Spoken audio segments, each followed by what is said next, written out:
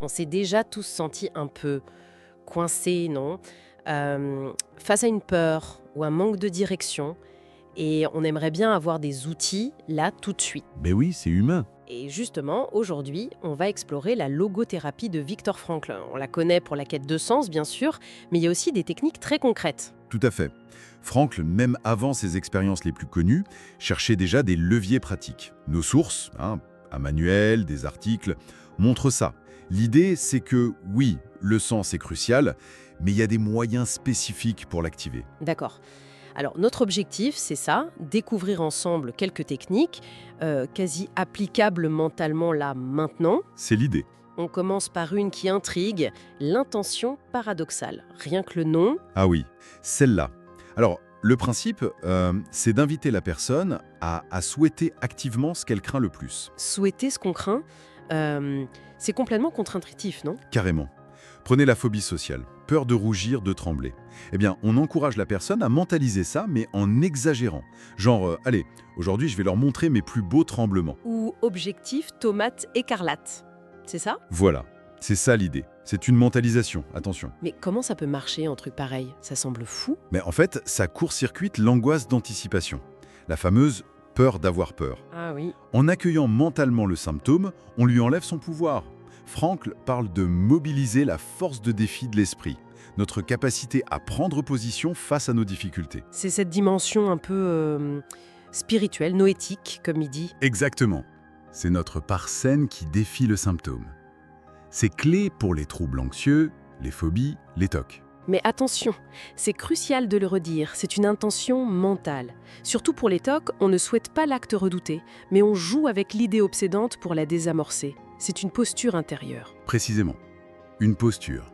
Alors, si l'intention paradoxale affronte la peur de face, une autre technique, elle, s'attaque à un autre problème. Lequel? Quand on est bloqué parce qu'on essaie trop fort. Ah, l'hyper-intention, le grand classique. Genre, essayer à tout prix de dormir. Et plus on essaye, Moins ça marche. voilà.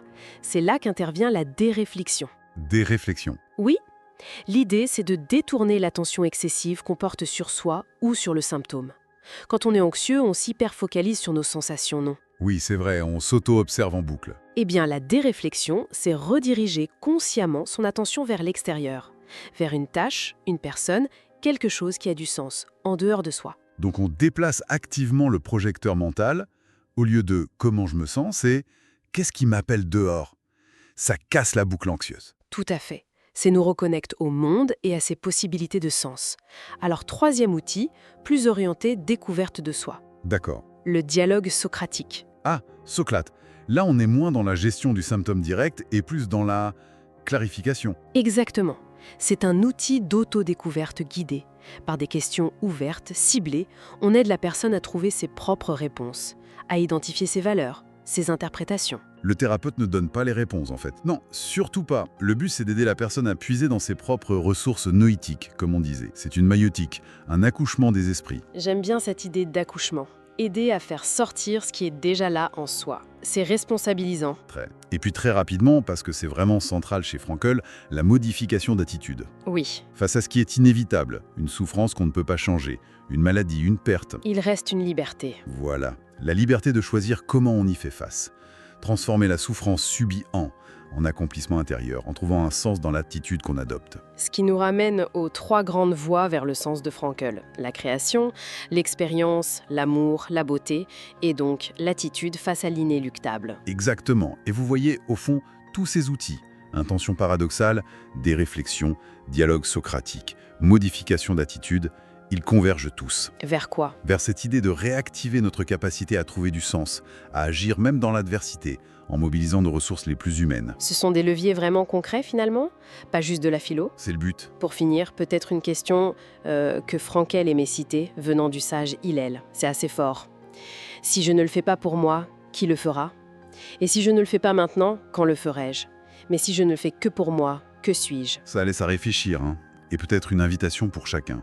Et si on essayait, là, mentalement, d'appliquer une de ces idées, juste un instant, souhaiter paradoxalement une petite gêne, détourner son attention d'une rumination, se poser une question sur ce qui compte vraiment. Est-ce que ça ne pourrait pas écœurer un peu différemment un défi personnel? Juste voir. Merci d'avoir partagé ce moment avec nous. Si cette conversation a résonné en toi, fais-le savoir dans les commentaires. Nous adorons lire tes impressions et échanger avec toi. N'hésite pas à t'abonner pour ne pas manquer nos prochains épisodes. Et si tu penses que cette vidéo peut aider quelqu'un, partage-la autour de toi. À très vite, pour un nouveau dialogue, et encore merci d'être avec nous.